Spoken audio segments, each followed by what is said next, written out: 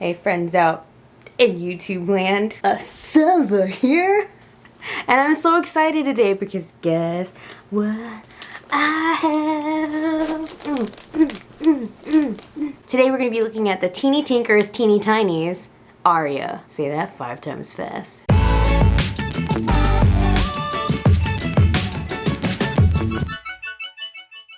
I always have the utmost respect for people that make dolls, and it has been a pleasure to watch Rose as she has been creating these amazing dolls, and now she's on to these teeny tinies, which is such an appropriate name. It matches so cutely with like the rest of her stuff because they are the Teeny Tinkers channel, and then of course now they have the teeny tinies. So let's open her up. Okay, nicely packaged. Look! I'm so excited. So she offers the teeny tinies to either come assembled, or you can buy them essentially like garage kits and you build them and put them together yourself. Like you string them together yourself. And you know, I just was like, yo, hit me up with that challenge. I want to try to see what I can do. So we are gonna try to put the cutie patootie together, and this is what we have inside the box. We've got strings, it's like some magnets, some S-hooks. There's a business card and a COA. Okay, so this is our business card right here. We have a COA certifying that my doll is the real deal. Arya and tan. Yes, and there's a little card for me here. How cute, with a little drawing on it. Thank you so much for checking out Arya. I hope you love her and she makes a good doll for your dolls. Definitely, she totally will. I'm not sure who's gonna be the one that's gonna be the lucky one to carry this little bite-sized fun cutie patootie around. Honestly, it probably will be me. I'll probably put her on the desk. And some tips. Sand the knees down until they fit easily. Don't force it. Snap any supports with wire cutters. Finish with a magic eraser and buffing, and wash before assembly. Thank you for everything you do for the community. Rosie. Well, thank you so much for thinking of me, and I am so ready for this. Like, you don't understand. There is some kit assembly and care instructions included in the box, which is cool. And it says prep, arms, finishing, tips, and care. So we will take a look at that here in a hot second. What? There's a sponge in here. Yes, this is, you don't know how valuable this is. I will use it for your doll, but also other things. Ooh, everything came super duper bubble wrapped, which is always nice. Oh, how cute! Oh, she's so precious. Wow, this is so cool. Jeez Louise, you even got like the little centerpiece. I'm gonna do some close-ups of all the pieces, but I'm impressed because this is such a tiny doll, and you were able to put placements for the magnets to go into. You have eye sockets for the eyes to be placed in there. Oh my gosh, this is gonna be such a fun project to put together. Really quickly, if you like BJD videos, don't forget to subscribe and like. So first you're gonna wanna go ahead and free the doll, and each little piece is wrapped up nicely in bubble wrap.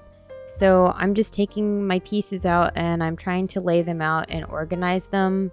Some of the pieces are really tiny, so you need to make sure that you're working in a space that is clutter-free and that you have enough room to build your doll.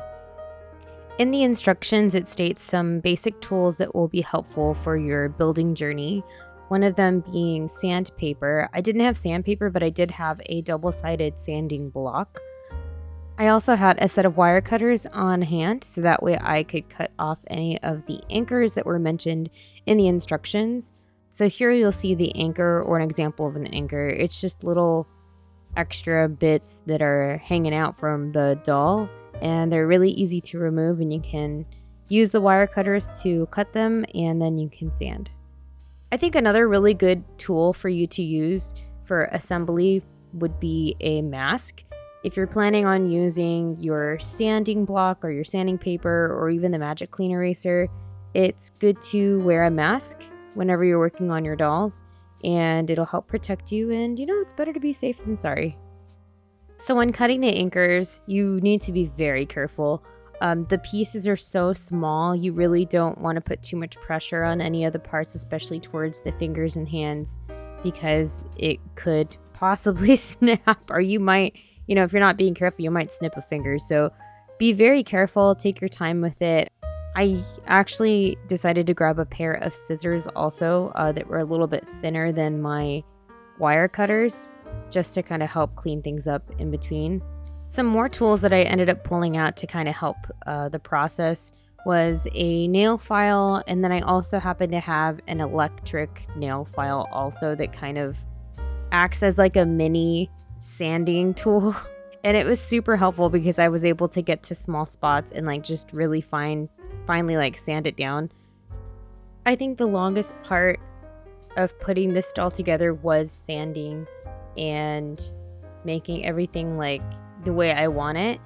And I think that's actually kind of the beauty of having the kit, is that you really honestly get to kind of customize the doll like the way that you want. Like you're really honestly like inspecting and looking at each piece, and you're sanding it down, and you're making things like really just the way you want them to be. There really wasn't any like assembly time, like how long you should expect to assemble the doll, but honestly it took me a majority of the day. But I think it's like it depends on who's building it, because I was so thorough about everything just because that's just how I am. I really like took a lot of time like on the hands and the rest of the body. Like I just kept on sanding and sanding and sanding until it was something that I wanted it to look like. And then of course, I went ahead and I washed the pieces.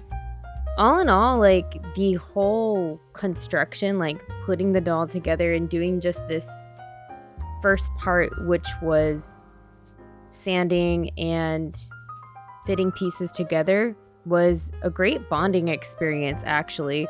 I felt so accomplished putting the doll together, and it just made things so much sweeter when I got everything put together, that all the hard work and stuff like that I put into assembling the doll was an amazing journey. Like it just built into my experience with the doll, and it honestly just felt like a fun arts and craft project. Like I don't get to do this very often, like putting a doll together.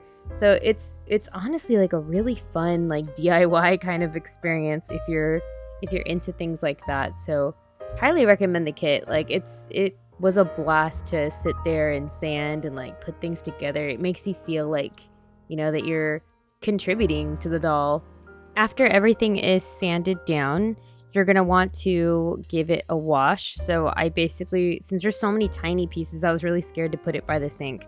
So I just got like this bowl and with some soapy water, and I kind of swished it around, and then I rinsed it very carefully with the drain closed, so I didn't lose any of the pieces. It also made for a great soup. Just kidding, don't drink it.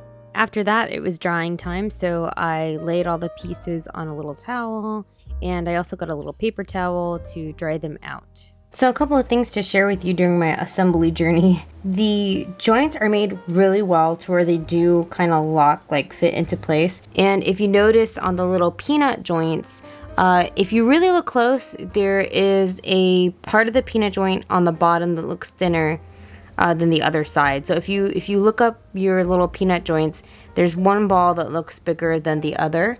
And what I've come to find is that it does tend to sit better if the larger part of the peanut goes on top and the smaller part of the peanut goes on the bottom.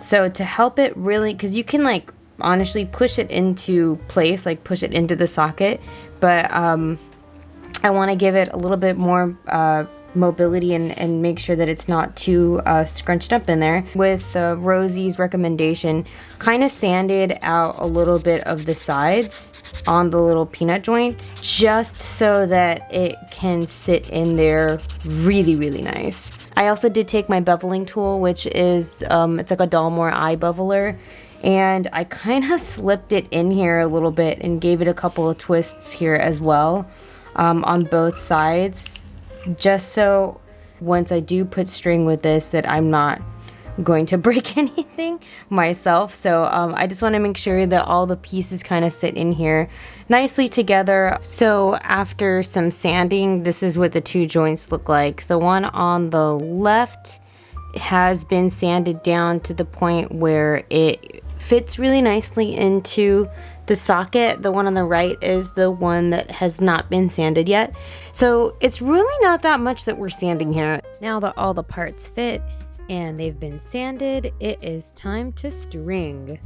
The kit comes with elastic, S-hooks, and magnets. There was one thin elastic and two thick elastic pieces. If you read the instructions, it states that the thinner elastic is for the arms, and it's strung just like all of our other BJD friends are, so it's one loop of elastic in that midsection. The other two elastics, the thicker ones, are intended to be strung per leg. Another helpful tool that you can see on my desk is a pair of clamps, or I think they're also forceps. And what I ended up doing was that I put the string fully through one half of the arm, like through the body, and let it out towards the torso, and then I used my clamps to keep it into place, and then I did the other arm all the way through. There's no S-hooks in the arms or the hands, so you're actually threading it through the hand. So doing it this way I felt was a little bit easier because I just did one half and then the other, and then I let them meet in the middle, and that kind of helped me ensure that my knot that I put in the chest area stayed in the middle. Next came the legs, and yes, you will actually see there I constructed a little baby S-hook. I was just doing it mainly for science purposes. I was just like, I wonder if I could make one. So I actually made it out of a eye pin. They're like the little jewelry things that you use. So one part of the pin actually already has kind of like a curve to it. And all I did really was curve the other side. And yeah, I made a little S-hook for the feet. I couldn't make it for the hands because the hands were a little bit too small for the eye pins that I had on hand, but I just wanted to do something different and try for science. So we're in the final stretch here, and per the instructions, you're going to want to tie off two of the strings. I actually chose the two front strings for the left and the right, and I tied them at the waist, and I made sure it was pulled very tightly and that the knot sat very low and would not interfere with the tummy ball joint. The other two, which I believe I got the hind strings for the left and the right, they're supposed to be fed through the tummy ball and up through the waist and chest and into the head. And that's what anchors the S-hook. Once everything is tied off at the waist, the other two strings will go through the tummy ball and up the chest and through the neck, and your body is complete. Yay! Some other important things to look at would be the side that has the indentation is supposed to be towards the forehead. So when you're getting ready to glue in your magnets and you've already done your face up, you're going to go ahead and make sure that your magnets are going to be corresponding with that indent. I did not tie off the knot at the neck at this point yet because I wanted to feed it through the head and make sure everything was nice and tight. And I also wanted to make sure that I had my magnets in properly before I set my head down to the rest of the body. To further customize on my own, I actually did happen to have a larger magnet on hand that fit perfectly into the slots that were created there. So I had one large magnet and then the other two smaller magnets towards the back of the head cap. After giving my magnets plenty of time, I'm talking about like 30 minutes just because I'm super paranoid, enough time to dry into the head, I went ahead and put the strings through the head, and I made my knot, attached the S-hook, and that was it. She was done. Had a little fashion show, and I got to play with her and see how she posed, and it was an incredible ride, and I'm so happy that I got to experience this. Huge thanks to Teeny Tinkers. I love your doll. She is amazing, and I hope you guys out there check out her YouTube channel and her website and get your own kit. I had a blast giving her a face up and just seeing her come to life. As always, I hope you guys have a dolly-tastic day, and I hope to see you guys in another video soon. Bye!